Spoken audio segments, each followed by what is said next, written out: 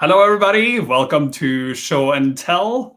Today, I have a special guest with me, Kelly Small. Hey, everybody. So, Kelly, you have something very cool to show and tell today. I do.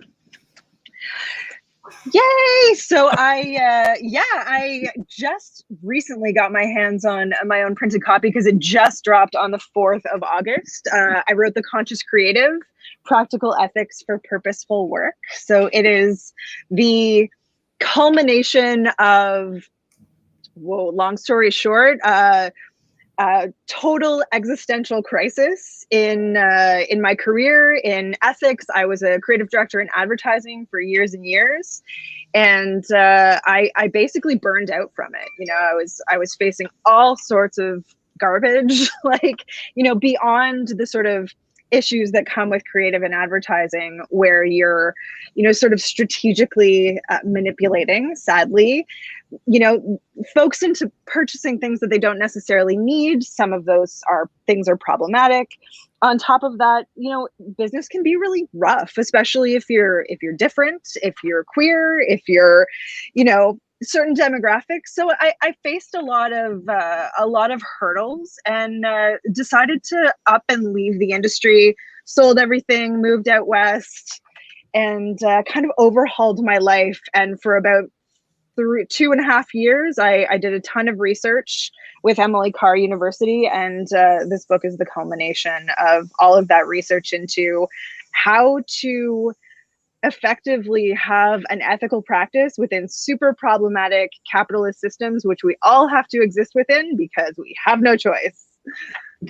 So there's so many people that have started talking about ethics in tech and design in just the past like 3 or 4 years. Like I literally have a whole shelf on my bookcase now full of just tech and design ethics books that have come out in 2 years. Why do you think that is? Why is it such a hot thing now? Why now?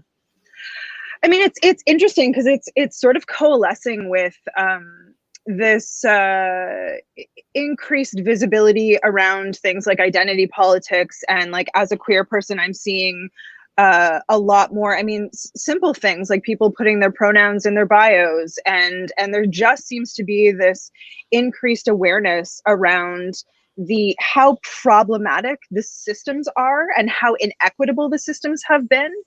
And I'm not sure I mean, it's such a big question. If I look back to like 2016, when I first started researching, and we all know what happened in 2016, like, is that a big catalyst? Like, was the American, you know, political sort of, oh my God, I can't believe this has occurred, enough to sort of be a catalyst and initiate us into a more active place, whereas things were broken before, but it maybe wasn't as visible. And I think that increased visibility, the rise of the alt-right being increasingly loud, you know, I think we've all had to become activists in our own right, especially those of us who have faced a lot of discrimination in our lives. And I know for me, it really has been a bit of an awakening, like a bit of an epiphany, that I need to work a little bit harder. I need to get political. I can't just sort of sit back and expect the folks who have always been the activists on the front line to do it for me. I need to join them. Yeah. That's funny. I was at a conference last year, and I got a shirt printed that just said "Code is political" on it. Yeah.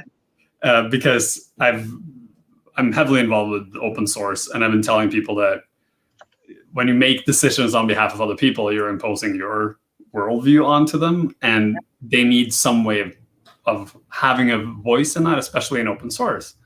And when I walked around the floor with that shirt on, I got one of 2 responses. And one response was, yes, absolutely. And the other response was, stop bringing politics into everything. Yes, the eye roll. And I finally, that conversation, the stop bringing politics into everything conversation, is the most interesting to have, because people have this built-in, they both have this built-in aversion to thinking of things in a political context. And they also have this very strong aversion to the very idea of someone telling them that something they're doing isn't right. And that's tricky when it comes to talking about ethics, because people feel like they're somehow being told, well, first of all, they're being told they're unethical because there is no ethics. And second of all, they're being told what to do. And that's why I find your book so interesting, because it approaches this subject in a very different way from what other people do. And like, if I wrote a book, it wouldn't be like this. Yeah, thanks for picking up on that. That was one of the most important things that I needed this book to do. And like, real talk, I wrote it for myself. You know, if I think about who I was 5 years ago in advertising, very little political connection, very, very little connection to any movements that were happening in social justice, environmental. And I needed something that wasn't going to sort of blame and shame folks. And also, when I started researching this, you know, I went on this rabbit hole of ethics in design and tech.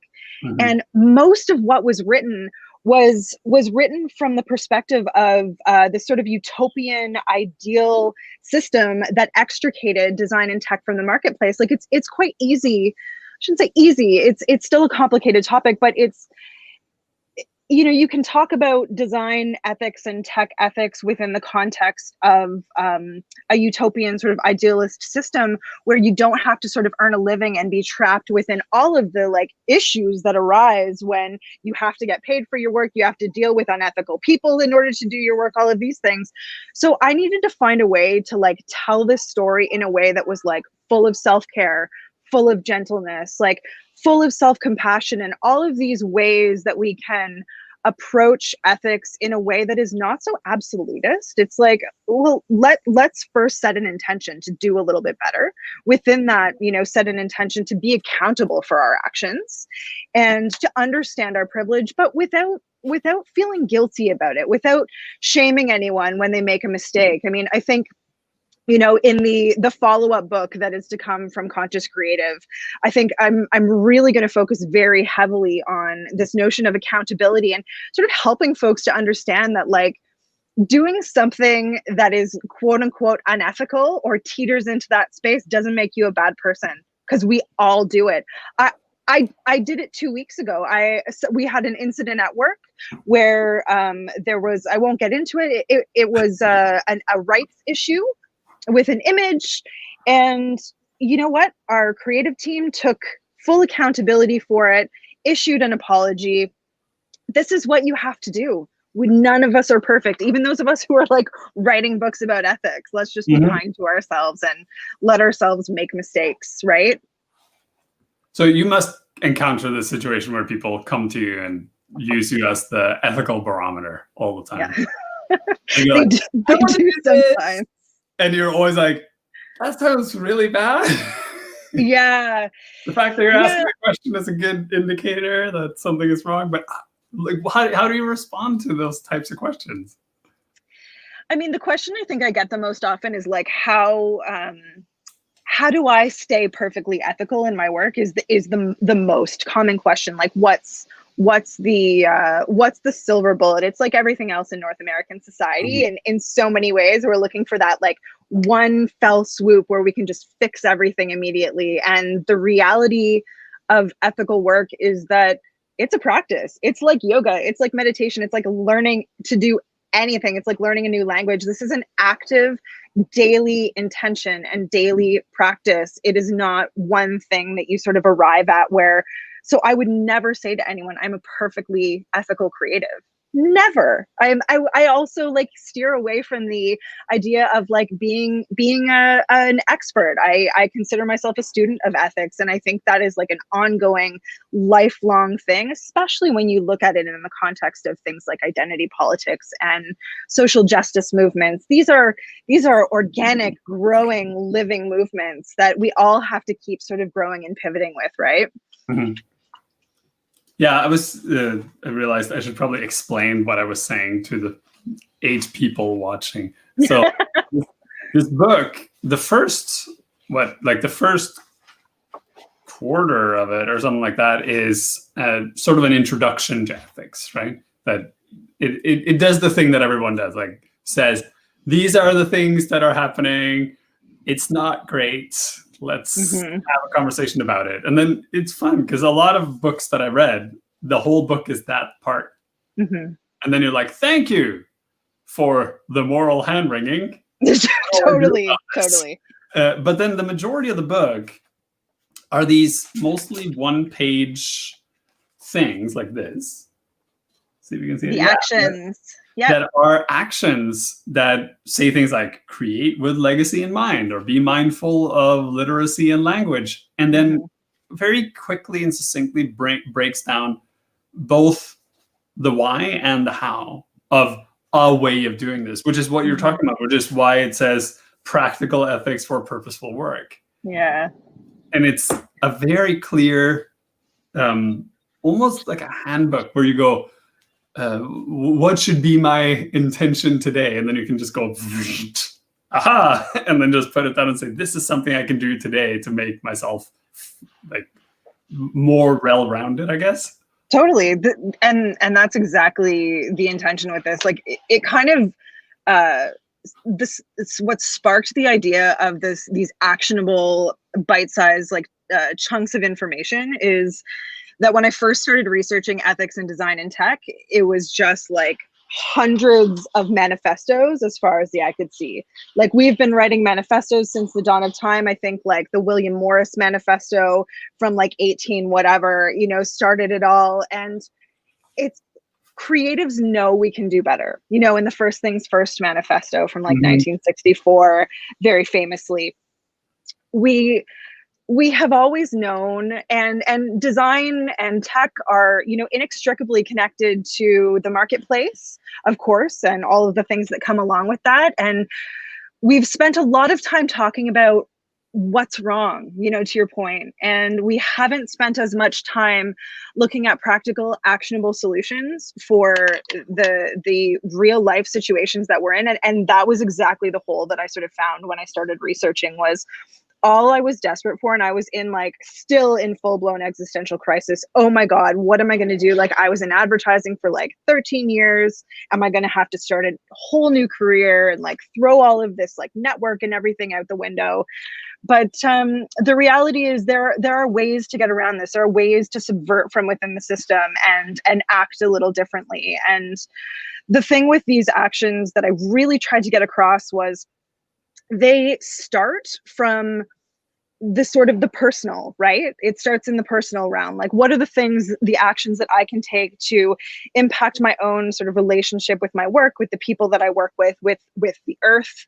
And then they sort of progress outward and they start quite simple. So you could flip to the front of each of the individual 4 action sections and find something that you can implement literally immediately, like today at work.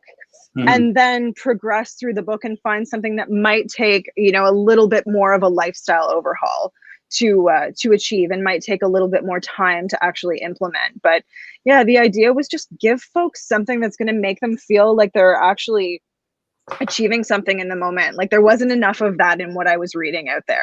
I just want to and maybe that's just my personality, but I just wanted to get it done, feel like I'm acting, making some change.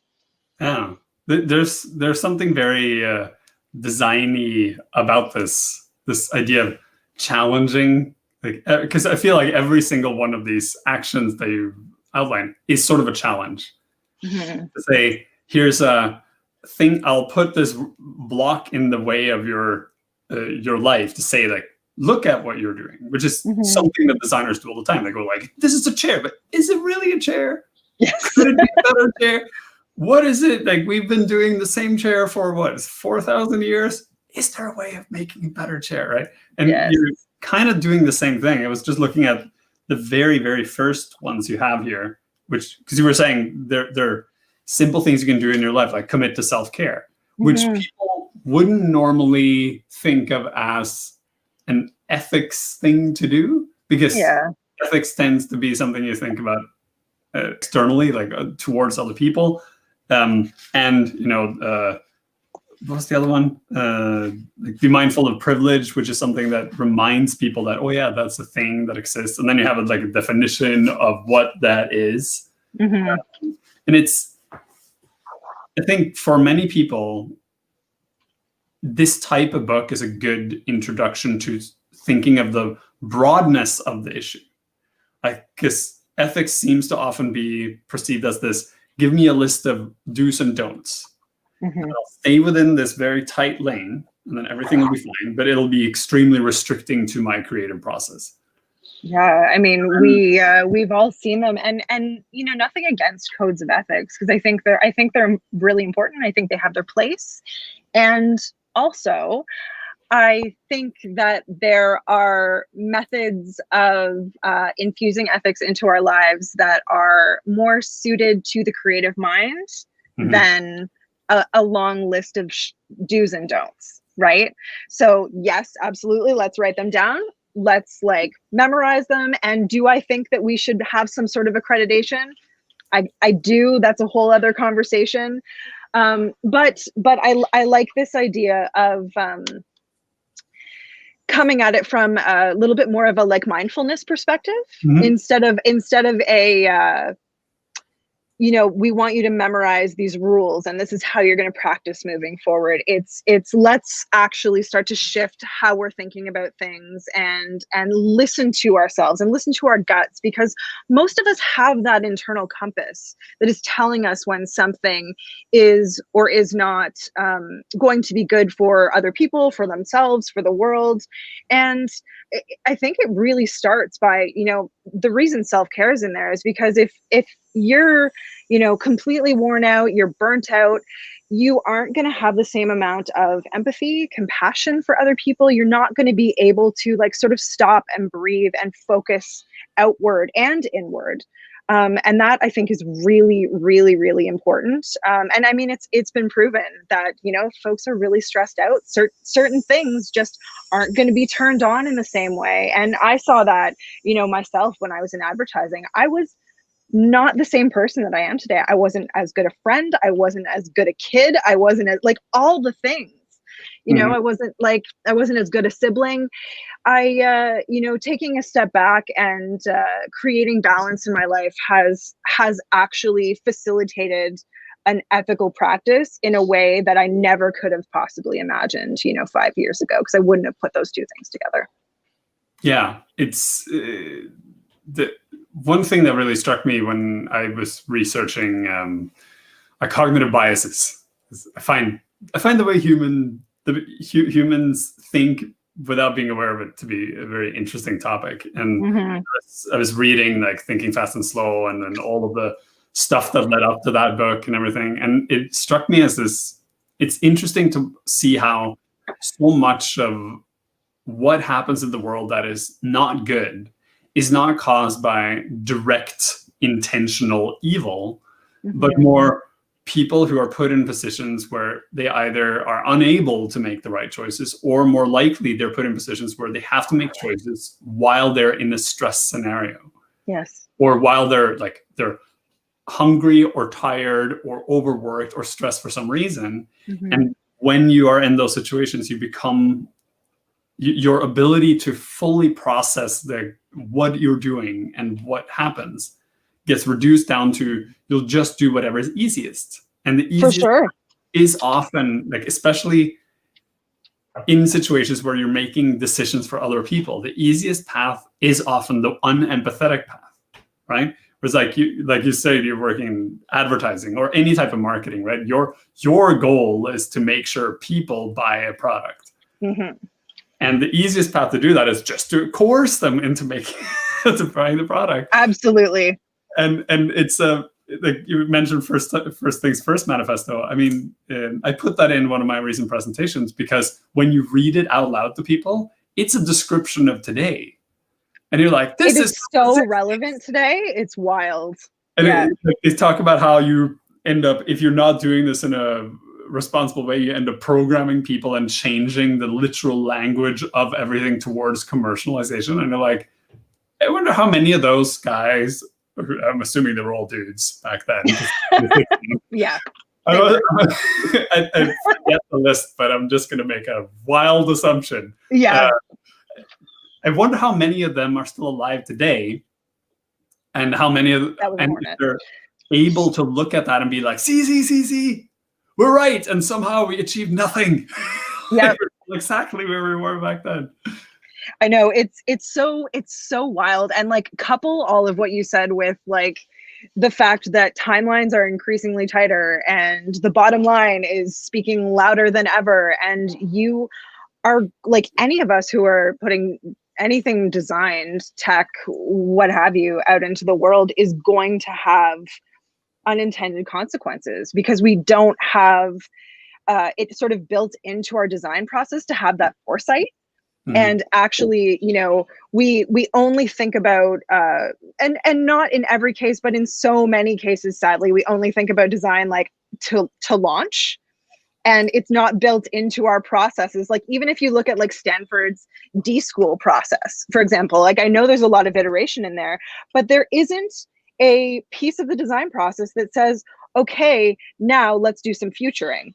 What is this possibly going to do to other people, to society? How is this like economically going to like impact things in 5 years, 10 years, 100 years, if we put this out into the world? And I would love to see just a little bit more of that, that foresight in our design process. I think that's going to be really key to ethics. And I think in tech, it's more important than maybe any other sector. Let's see. Rachel has a question. Where's the best place to order the book? Oh, that's so nice, Rachel. Thank you. So anywhere, it's available through House of Anansi, who are my amazing publisher. And if you're ordering from Canada, I would say that's probably the best place to do it, or through your local bookseller. So anytime that we can support some locals, that's kind of my favorite place to go. So if you're in Toronto, I know like Queen Books has it, Another Story has it, most retailers seem to. Yeah, I think Rachel, and all of the other big guys as well. Rachel is south of the border, so let's see. Oh, bookshop.org. Bookshop.org. So bookshop.org is this amazing service that only exists in the US right now, but I've reached out to them. I hope they're coming to Canada. They basically facilitate sales from small independent bookshops as an alternative to some of the big sellers. It's an amazing platform. So super recommend that. Interesting. I put up the thing on the screen there just for fun, because that's the awesome. thing we can do. Yeah, this is actually a good example of tech making things complicated. I published a book ages ago. It wasn't this kind of book. It was one of those teach yourself in 24 hours things. And I remember getting the like the letter from the editor, right, every month that says how many books were sold. And it always struck me how, depending on who sold the book, I would get different revenue from it, right? Right. And Amazon was just like, for every 10 books sold, Amazon, I'd get the same as I got from one bookstore. Yeah. And I talked to them and they said, well, it's, Rachel said she found it on Bookshop. Yay. Thanks, Rachel. So they said, ideally, they don't want to sell anything through Amazon, because Amazon just ruins the market. However, they have no choice, but because that's no choice at all. Default. And you can even see it now with with our current interesting social experiment, the slight pandemic that is shutting everything down. You see everyone just goes like, I just need things, I'll just buy it all from Amazon. Yeah. And there are valid reasons in that you don't want to go out in the store, but at the same time, that monopolization that we've been concerned about is now entrenched so heavily. And then comes the question, like, so you work for Amazon, right? Because when I talk to, I've been peddling this tech ethics talk for years. And in the beginning, when I started doing it, people would be like, I don't want you to come to my conference, specifically because I don't want you to stand on stage and tell people to quit their jobs. Right? Interesting. Because companies pay them to go to this expensive conference to talk, and then there's going to be some dude on the stage going like, if you don't like what your company does, start get out of there. And then you should like have protests and walkouts, and then if they don't change, you should quit, right? Which is not great. But this is a real thing, right? There are lots of people that we know, and there are lots of people who work in our industry that work for companies that do things that are problematic. But they need a job and money and a house and all these things. Yep. And going from one company to another just usually means trading one type of bad for another type of bad. It really does. Yeah, which is why you know, a huge part, and this isn't you know, a blanket statement that applies to everything, but a huge part of the book is about subverting from within the systems that you're already in, because you have the intimate knowledge of the way that those systems work, and you look at real like things like Amazon for climate. So the folks who didn't quit their job but absolutely banded together and stood up and did the walkouts, and we saw a lot of that happening in tech last year.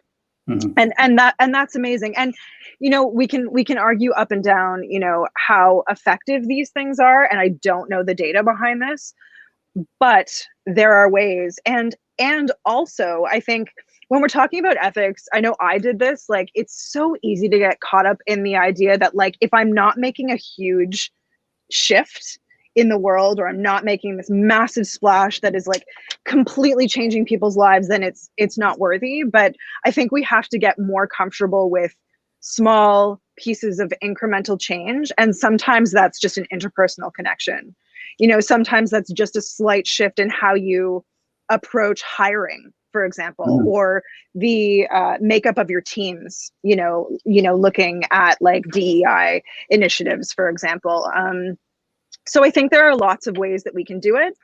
All this to say, and I'm glad we're sort of on the same page, because I worry about this with myself and this book, that, you know, conferences, certain types of conferences are not going to want me there, because I am very critical of these capitalist endeavors. I am very critical of the incredible wealth inequality that exists in the world right now. And so while I am touting that, you know, these small incremental changes need to happen at a personal level, I also firmly believe that radical change needs to occur, and that those incremental changes over time will build a critical mass where at some point soon, I hope, we will all get to a point where there is just this mass of people who are demanding better from these organizations, you know?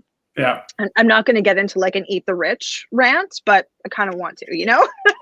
I don't know. There's a lot of eat the rich on Instagram right now. Isn't there? I know. I think I saw one of those memes this morning. It's just like it's been interesting to observe over the past several months how a lot of my friends and contacts and acquaintances have become very radicalized towards more politics that's closer to my politics. Like, yeah. As a Northern European, my politics fall squarely to the left of North American politics, like really fundamentally to the left, in so much that I have been asked whether I'm a communist or not, which I find amusing because I'm not. Like, and if I go to Norway, people are like, "No, you're a very like blue Labour Party person, like a very conservative Labour Party," and I'm like, "You realize that I'm almost towards the center in European politics, yet here people think I'm a communist." Wow. There's something. These scales are messed up, right? But it's also interesting because you're starting to see that when social change, like there are these two factors that seem to be at play. One is that when social need becomes high enough, people start realizing, oh, this stuff impacts me personally. I can't just be like, I'll just do these things and then, you know, it has no impact on me. Like if I go buy things at the big box store, who's hurt by that, right? I just get cheap stuff. And then all of a sudden you see you just need a little, or not a little, but you need some sort of larger societal shift. And all of a sudden, the safety net that was there drops out, and then all the small businesses drop immediately, and that's what people are seeing. It's like how do we shift our mindsets without experiencing that direct hit, because not everyone will, toward a more like collective sort of protection of society. And I really like, and I hear it all the time, and I see it all the time, that there's still very much this like, I don't want to pay for other people mentality. Like it's a bit of a meritocracy here, where, you know, I've worked hard and I deserve this. And you know, if you're sort of struggling, then you definitely just made some bad choices in your life, instead of understanding the systemic racism, the issues that come with getting trapped in cycles of poverty, like all of these things that are not anybody's fault personally. I mean, I really think the education for sure has to happen, but like as a design problem, I don't know. I would love to take that and start researching that from a design perspective, and look at shifting those attitudes, because it's just in North America, you're absolutely right. It's very individualistic, and we just we're not looking out for each other in the same way that I wish we were. Well, I have to be clear that it's not a North American thing. It's a pretty much Western world thing. Yes, yeah, you're right. You're right. To me, it's interesting to see how the political scales are so shifted that when you talk about the left in Europe, you're actually talking about something that doesn't exist here. Like the left in Europe, there is no political party that represents that. Even in Canada, the NDP fall quite center in Europe. Really? Yeah. And wow. I find like they are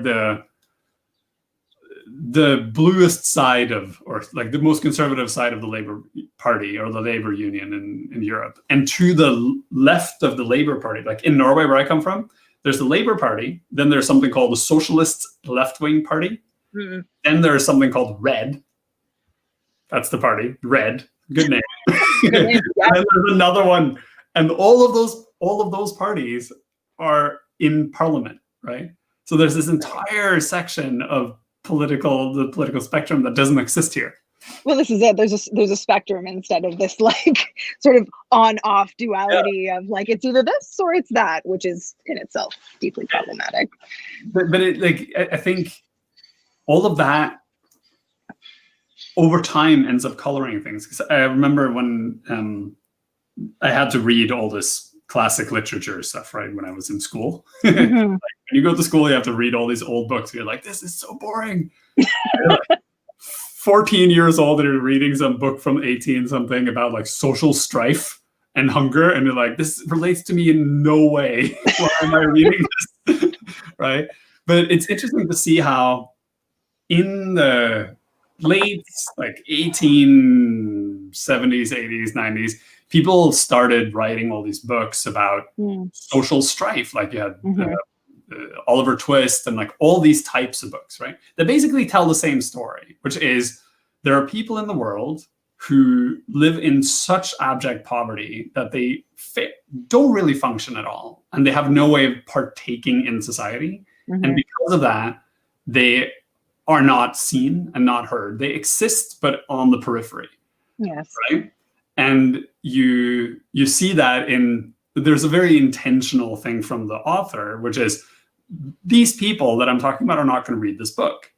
The people who are going to read this book are the people who don't see the group of people I'm talking about. And I feel like now we're starting to see that same thing happen in popular culture and everything else, that we have the same type of trend towards telling the stories of the people that are, for one reason or another, either looked over or ignored, or people pretend that they don't exist, including all the LGBTQI plus society and everyone who's not like me, who's not a white man.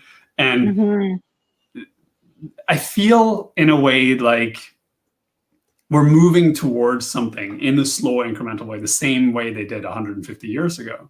It's just that it takes a long time.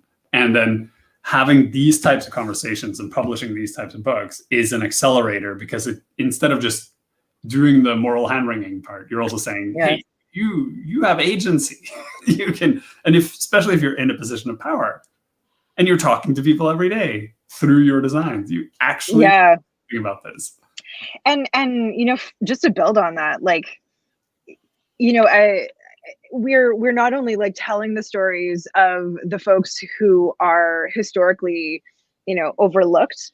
We are now telling our own stories, which definitely wasn't happening. There wasn't, and I guess that's the marked difference between like then and now, which is, you're starting to see publishers, you're starting to see mass media. I mean, slowly, certainly, but allowing, it's a terrible word, but like opening the doors for folks who have been so silenced to actually share our unique perspectives. And I mean, it's like, it's in the book that it is proven that the more diverse your creative teams are, the more ethical, like objectively speaking, your outputs are going to be. Like if you look, for example, at like startup culture and the startups that have been started by queer people or people of color, BIPOC folks, those startups tend to have a social justice or an environmental focus.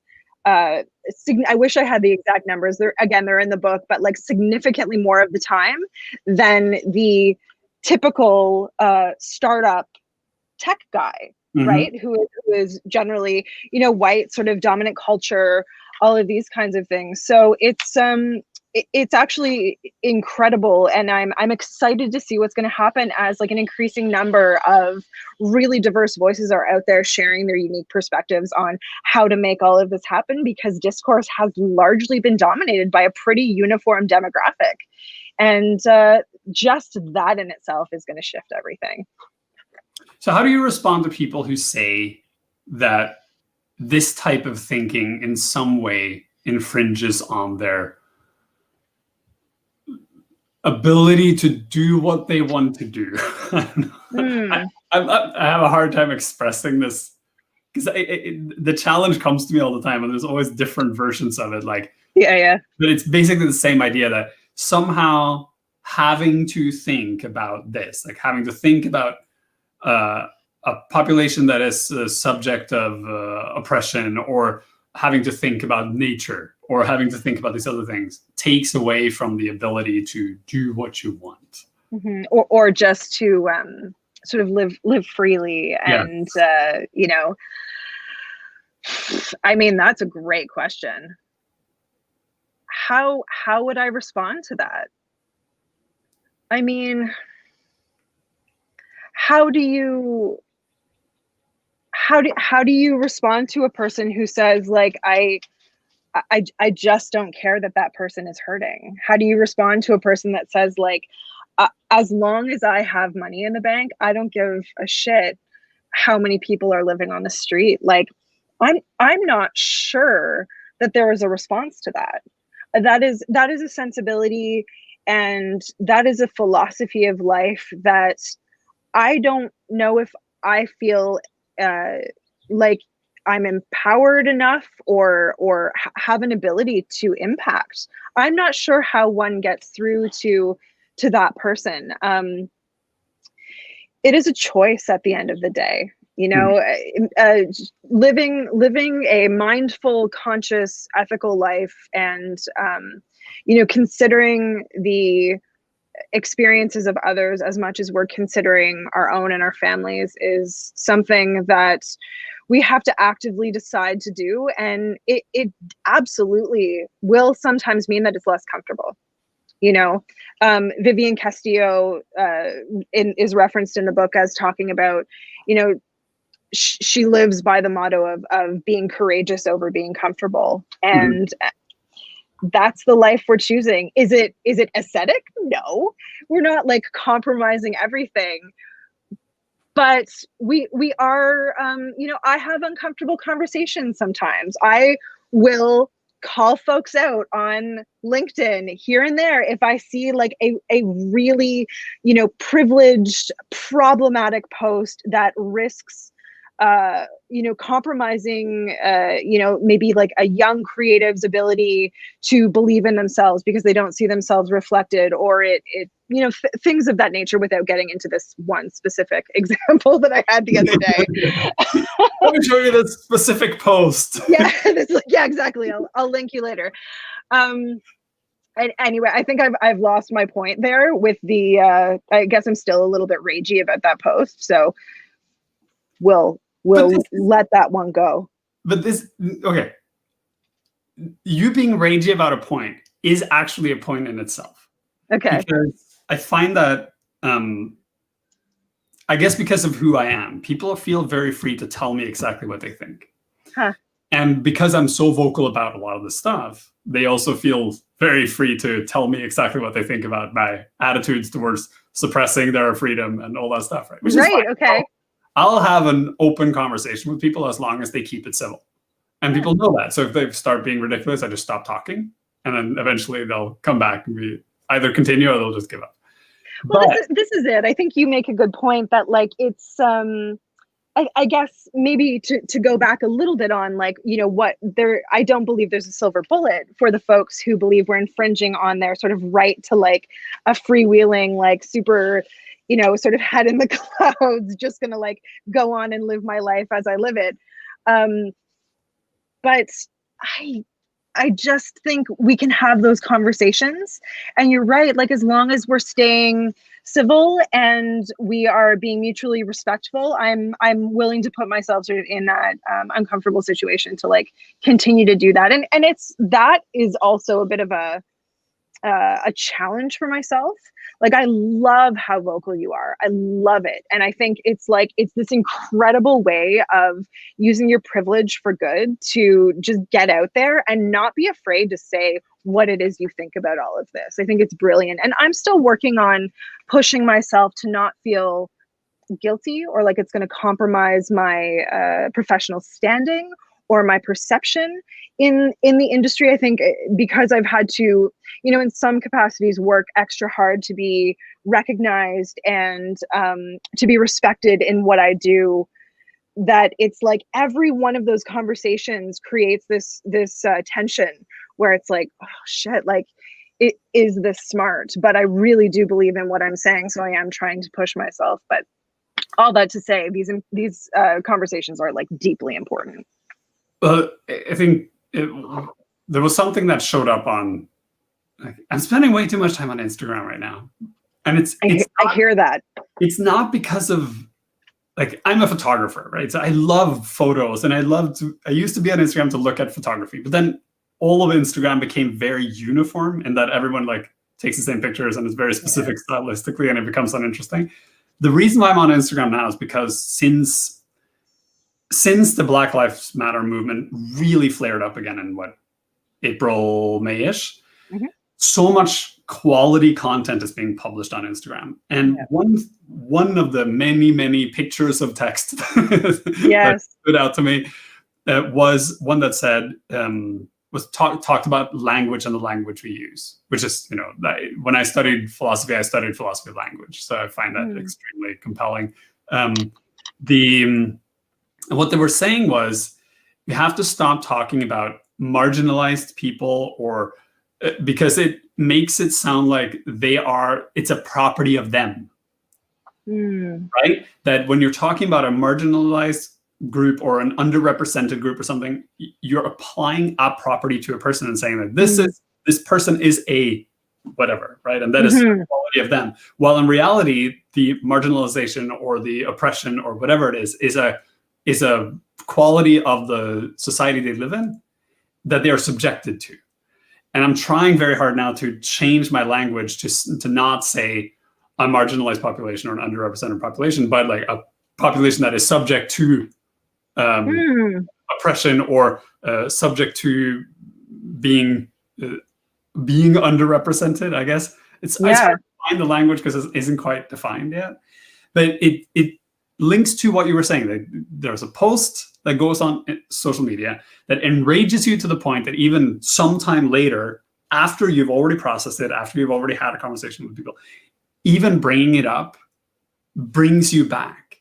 And I feel like a lot of people don't fully embrace the reality of these interactions we have online and how significant they are in impacting other people.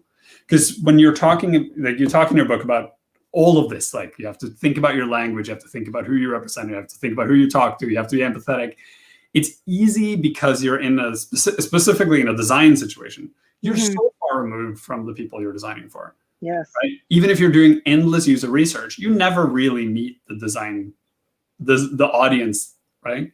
Because no, it's impossible to meet your entire user base. Yeah, but even when you do something, like you design it and then it goes into the world, and then you design the next thing. So even if you made every effort to somehow engage with your audience, it's only a fleeting moment in time, right?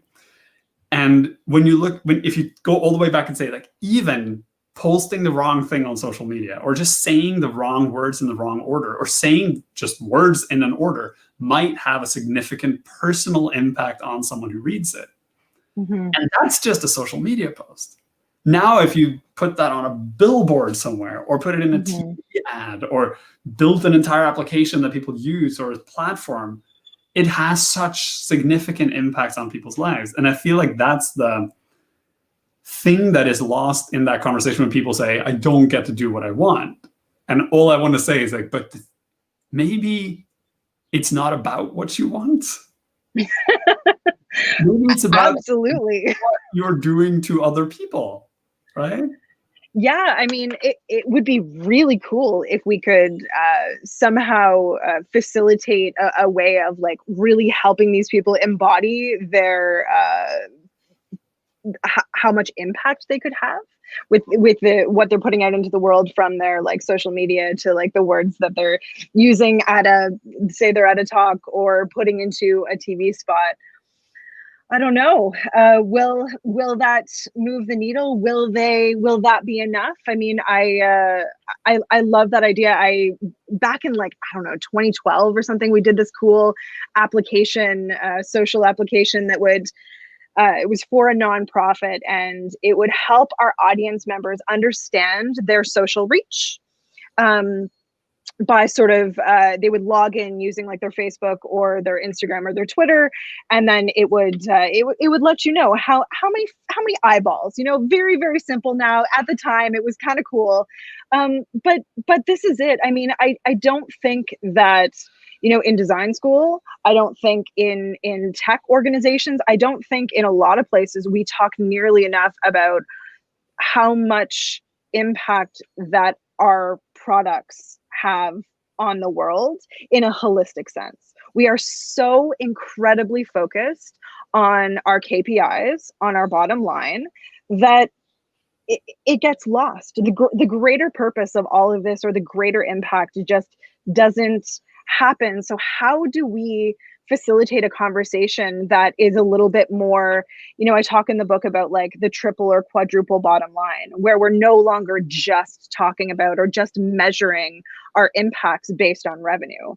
You know, we're also measuring our impacts based on social impact, based on how we're impacting the earth. You know, this is something that happens in certain situations anyway. I mean, there's you know, Elizabeth Warren talked a lot about accountable capitalism is a thing that is a bit of a pipe dream, but how do we change our value systems entirely, right? To come to a place where our measurement is different.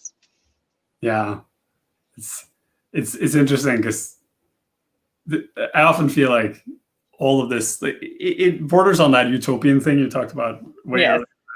There's this where we are, and then there's this crazy dream of where we become. And I'm always sitting there going, but there's like an entire path that's worth exploring between those two. We don't have to say, if we can't get all the way there, we're not even going to try. I mean, exactly. If you're up the mountains walking, you know that you don't always get all the way where you're going. You go a ways up, and then you go like, okay, cool, far enough, and then exactly. there's no reason for us to be like all or nothing. But so you're a designer, right? What drew you to design? To be honest, it's very much in line with what we're talking about, and I wish I had like a more interesting response. But like I read, do you remember Adbusters magazine?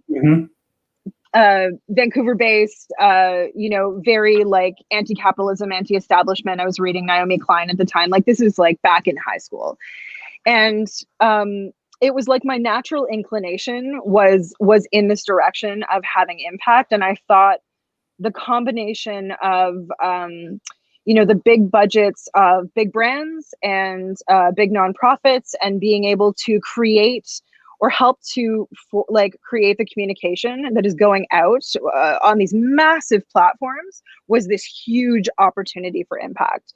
And that was like, again, that utopian idealism of like the junior designer. And I was so excited.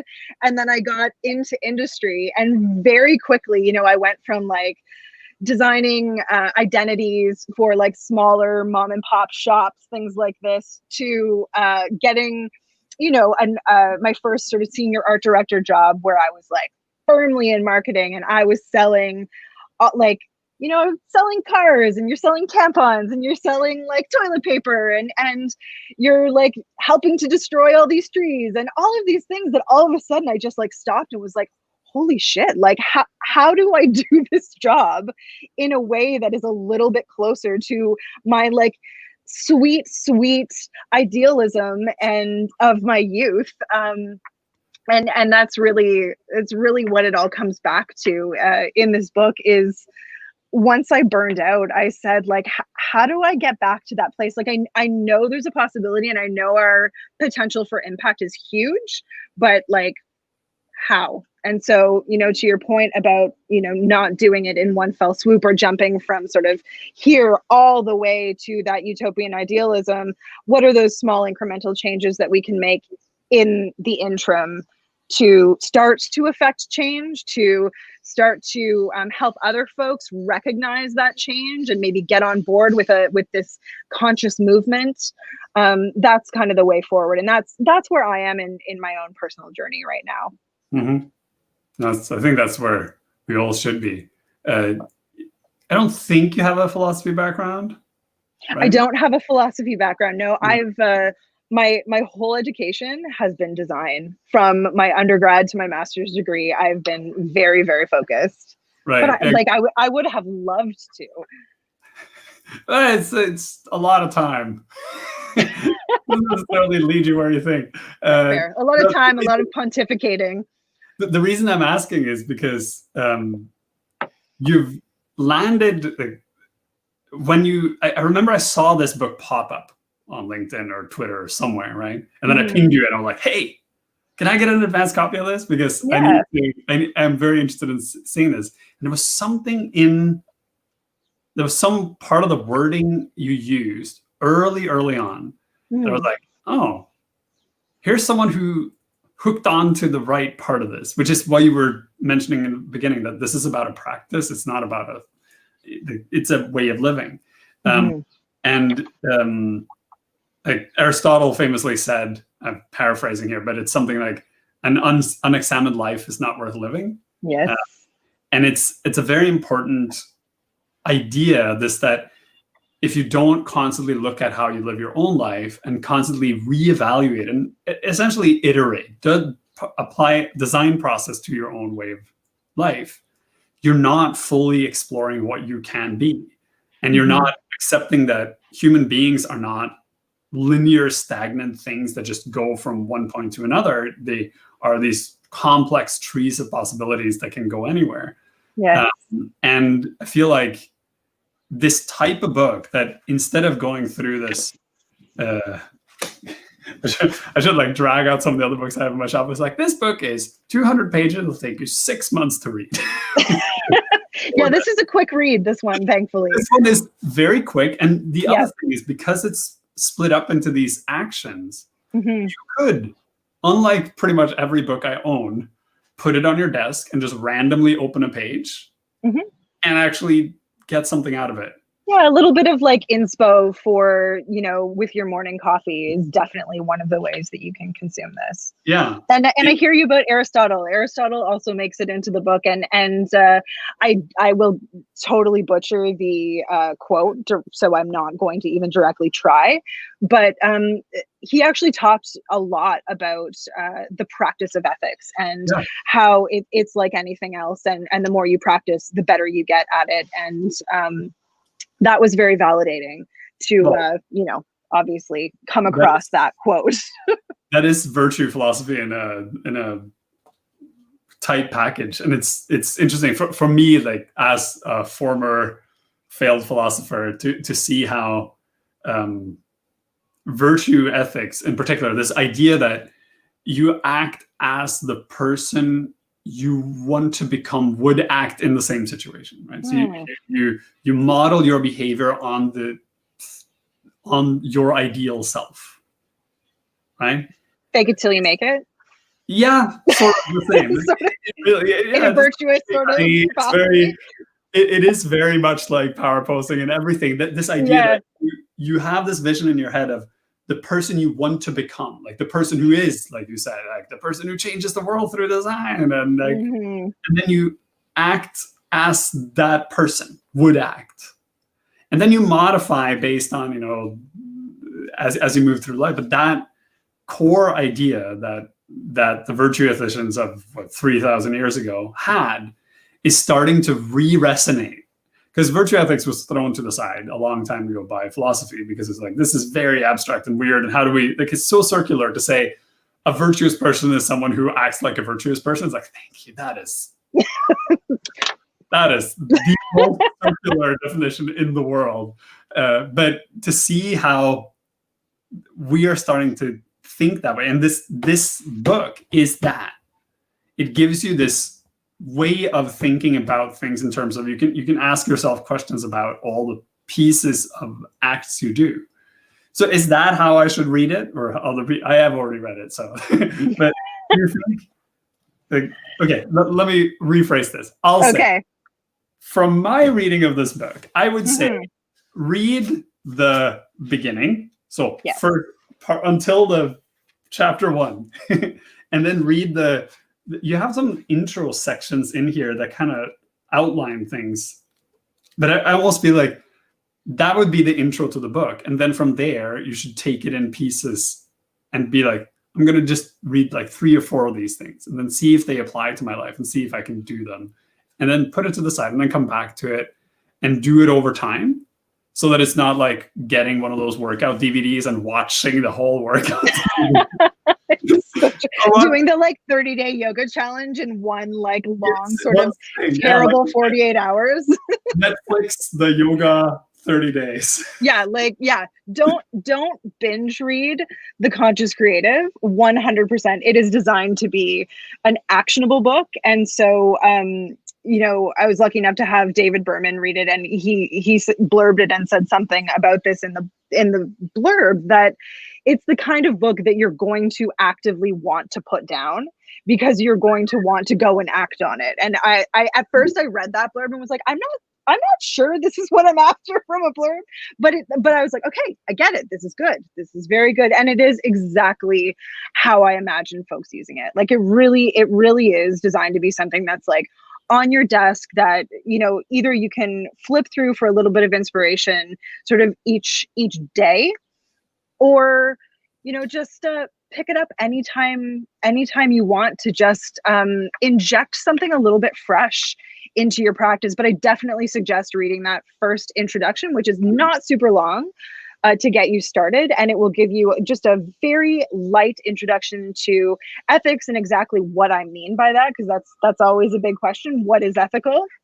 So we cover that, and then get into the actions. And the actions go from the personal, the social, the environmental, and the economic. And so if any of those resonate more than others, like start there. There's no one way to go through this.